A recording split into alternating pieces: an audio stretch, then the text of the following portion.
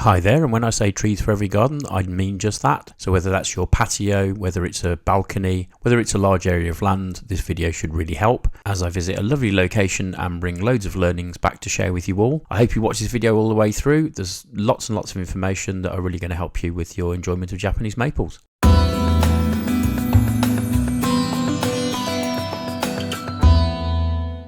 Hi there maple fans, and in this series of videos I'll be sharing what I do throughout an entire year on a monthly basis. Please note that these months are based on UK timings, but of course can easily be adapted to anywhere else in the world. So here we have the sector of viridis that's been staked up. So some trees are really good for doing this. Viridis is one of them. Little Princess works very, very well indeed, and that gives you a very tall high tree rather than a broad one. That's my version here. As you can see, not staked up. It looks very, very different. So at least you've got some choices how you can use your space effectively. So this location has really good signage, and notice that they recommend using a mature compost mixed with ericaceous compost in a 50-50 mix, as well as unglazed terracotta pots which allow the roots to breathe, which is exactly what I do, so just a bit of confirmation. So a classic tree here in Garnet, very easy to come by this tree. This is a dissectum, and what we can see is that you get a central stem, usually singular, and then it flares off into a lovely canopy. But these trees are generally slow glowing and also sort of wide and short. So it would be very, very good to plant one of these under a window, perhaps, or in where you've got some sort of horizontal space, but vertical space could be a problem. Nice to see some new growth on there actually. You can see the slightly brighter leaves, which shows it's doing really, really well. So that's very pretty indeed. Absolute classic tree and well worth collecting, to be honest with you. It's a bit different to the palmatum trees that we often see. And here's my copy on the north face of my house. Nice and low, spreading nicely, so it's not going to block out the light into my office window. Very nice tree indeed. So big discovery from me years ago was the fact that the bark of some of these trees can be really interesting. You've got the sangu kakus, you've got the baihus with a yellow or red bark. This is an Acer. Increasingly easy to get these trees actually. They seem to be very popular, and you've got a very interesting tree with some sort of crazy flaky bark on it really. They can grow to a good height, as you can see here. Of course any of these can be grown in pots. They will seriously restrict them, and there's a copy of mine doing very nicely, thank you. Not the most interesting leaves, but the bark certainly makes up for it really. So another great thing to consider when planting or buying your tree is the position, and in terms of light. It says generically on too many sites, just put them in semi-shade all day. This is fire glow, it doesn't mind some sun at all really, and only when you actually see sun shining through those leaves can you really see why it's got the name it has. Absolutely gorgeous, sun tolerant as I say, and honestly a really, really great lesson as to why if you buy new Acers, keep them in pots for a couple of years. You may have the space in your garden, but it will give you that flexibility to move the pots around, try different locations. If a tree's burning a little bit, we can put it in more shade. But here, what a perfect placement. And just to say, if you'd like to come with me on my Acer journey, please do like and subscribe to my little channel. It really, really helps. I've also recently set up a Patreon site, so that's a great way of supporting me too, and help out with some of the costs of my excursions really. There's also the offer of some personal help, if you'd like it, either in a group format or on a one-to-one basis. So going out and about looking at trees can be amazingly informative. This is Acer Yukon and I have a copy of it, and we can see there that this is a few years old now really, getting on for 10 years old, but look how short it is, look how small it is. Very, very nice little tree, very compact. Whether you put it in the ground like this, absolutely fine. In a pot it's potentially going to stay even smaller, so really, really brilliant for a patio or something like that. And you can see straight away actually that the habit is, very, very similar to the one I've got here. So again, you can tell it's going to be small and quite upright. So I've already mentioned habit, which is the shape of the tree. Simple as that really. Here we've got baihu, which is a very classic kind of upturned vase type of shape. So it starts off really small at the bottom. It spreads out gently as you go up. And I think you'd see that if you're a bit stuck for horizontal space, but you've got some vertical space, that could work very, very well. So I sometimes see people planting Acers in borders that get very, very big and wide. That could be a massive problem.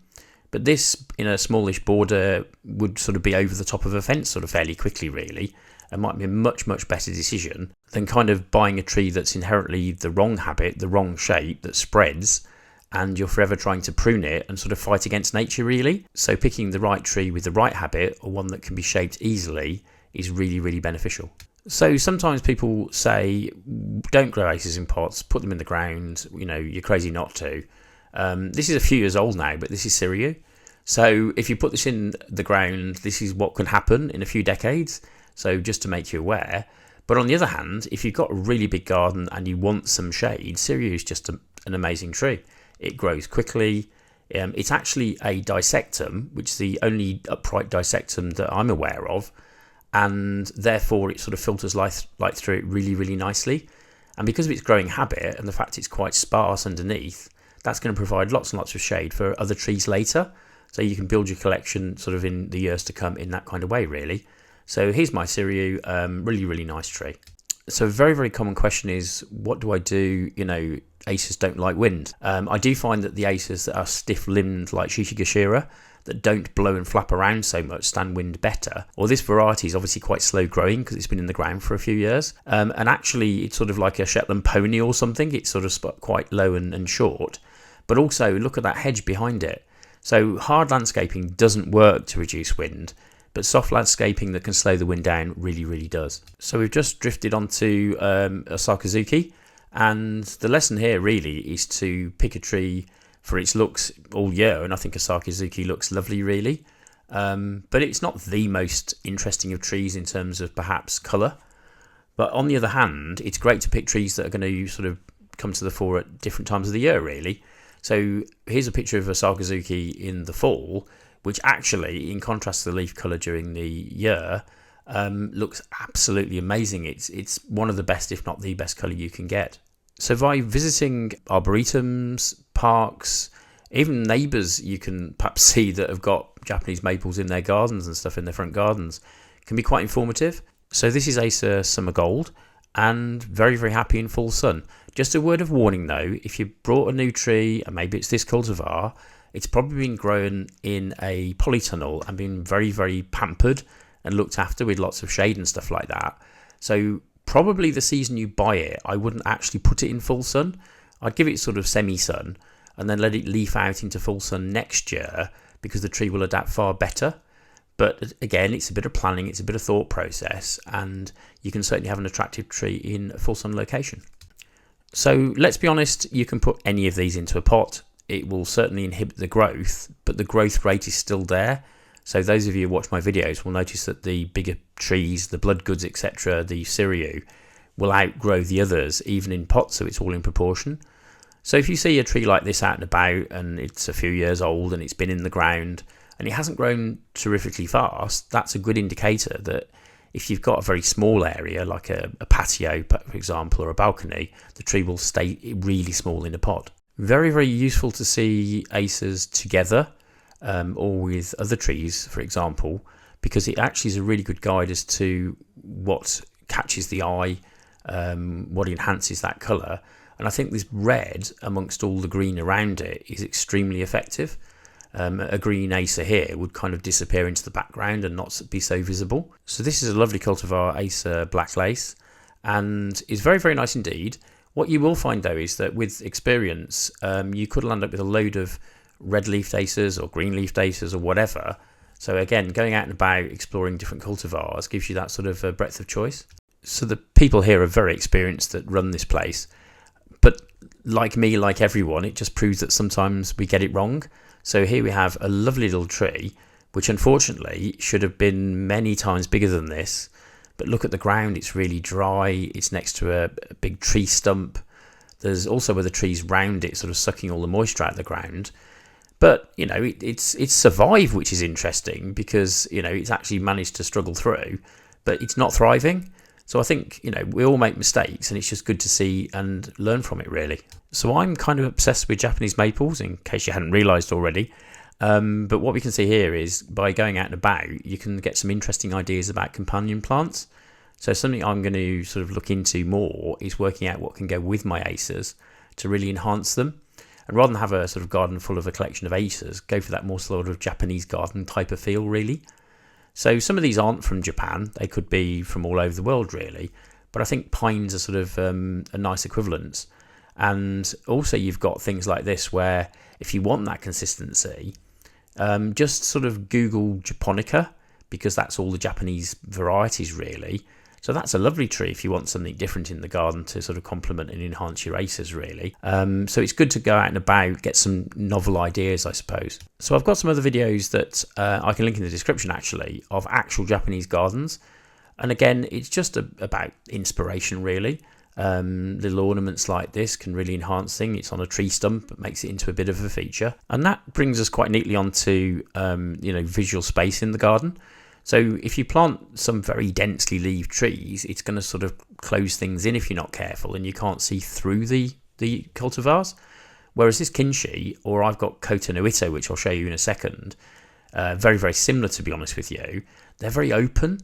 So again, even though that's quite a large tree really, it doesn't look it because you can see through it and sort of see some interest and some attractive trees in the background. It's also worth noting that these linearly lobum, if I pronounce that correctly, I think I have, trees are really, really interesting. So they're a bit bamboo-like, they're a bit strap-like, and it's kind of weird how the leaves start sort of fatter and then over time they get thinner. So it's just something for more interest, to be honest with you. So that's Kinshi's relatively easy to get. Kota no Ito is very easy to get. Worth keeping in some shade though, which I've done here because they'll hold that green colour. So one of my favourites actually, Okushimo, because it's a very old cultivar that's 300 plus years old. That's when it was discovered, and then it's been propagated ever since. Has got these really sort of interesting, spiky, kind of crazy little leaves. So again, if you don't go out and about, then you may not be aware of things like this. Certainly it's not going to be stocked at every nursery that you might see, but if you know what you're looking for and keep a list of what your wish list is, it may take a long time, I promise you, but eventually it's really, really nice to go and find these things. And actually, the more of us go and try and seek out new cultivars, then the suppliers will start stocking more of them, and it just gets better and better. Lovely to see some absolutely classic trees out and about as well. This Red Emperor is fantastic. It's a relatively old cultivar. It's been around a long time. And sometimes, people go for blood good because that's what the supermarkets stock, that's what the garden centres stock. But it's lovely to see some golden olders, if you see what I mean, in that way. And just an absolutely super tree, really. Really heat tolerant, very, very nice indeed. And with that light shining through the leaves yet again. So moving on to Red Pygmy here and shade versus sun. Some trees really, really need shade. I'm thinking Orange Dream, that sort of cultivar. This one is fine in full sun, or it's fine in shade too. But as you can see here, in full shade, the leaves are very, very green. Whereas on the same tree, it doesn't even look like the same tree at all, really. They're very, very red when in direct sunlight. So that can be a great lesson to learn in terms of position and all the rest of it.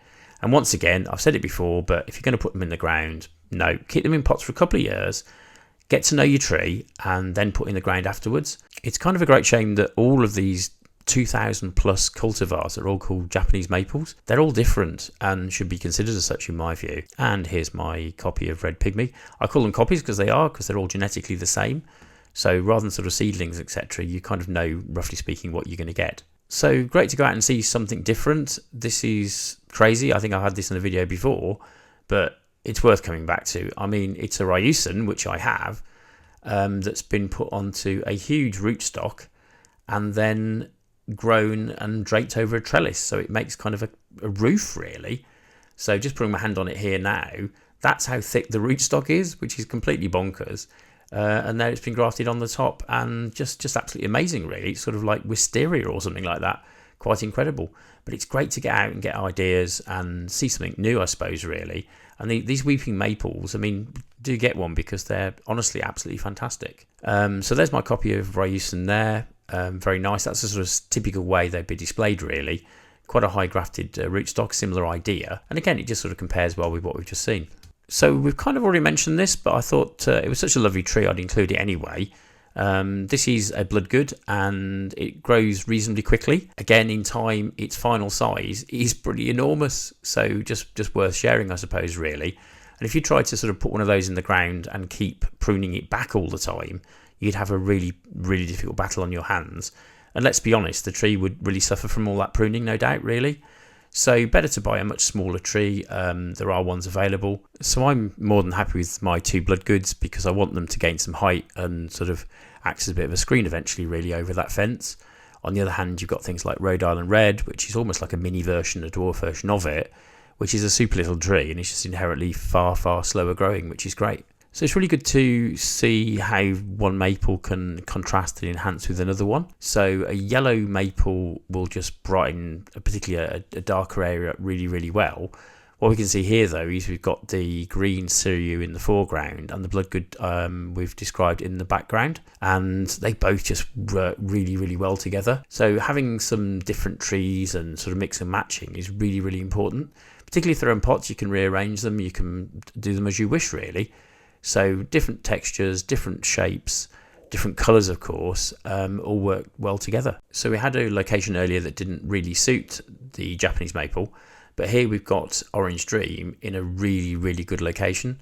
So again, going about taking those learnings with you like I've always tried to do. So it's luscious, it's grown really, really well, it's grown to a good height for its age. And it kind of is growing in the way that in Japan these things grow under the canopy of other trees. So it's classically wrapped itself around the trunk of the larger tree next to it and is enjoying all the shade that it has to offer as well really. So it can be difficult to find shade sometimes, but if you've got some available you can put it on the appropriate border. This is under a canopy with bamboo slats that I erected a few years ago, and because it's in shade it really enjoys it. So great to visit these kind of places or garden centres. This is Tsumagaki. I don't own this one, classic cultivar, so that'll definitely be on the hot list. And even though it might take, in some cases, years to find them, I'm always on the lookout, and it's quite an exciting, and it's just all part of the hobby really to find and collect the new cultivars. They look lovely, but it is kind of a collector's hobby as well. So that's probably one of the big reasons I enjoy Japanese maple so much. So I've actually got Hub's Red Willow, but just to prove they do exist, and I found this recently in a nursery. You'll find that the specialist nurseries don't stock the same plants every year. They'll wait till a tree is mature and then take loads and loads of scions or cuttings off it to make new ones, but then may not be able to do that for a couple of years, so you have to keep your eyes peeled really. And here we've got Makai Yetsubusa, really, really super tree, quite hard to come by. That's my Hub's Red Willow, which is just great. It's one of the few ones I've actually staked up really because it just seems to suit it. That's my Makawa. These things are not cheap. They're quite expensive because they grow really, really slowly. But without going out and about and without talking to people, I never would have known of their existence. So what have I learnt from my trip? I want to get some more pines because I think they look really nice for a Japanese garden effect. So here's 3 I bought recently.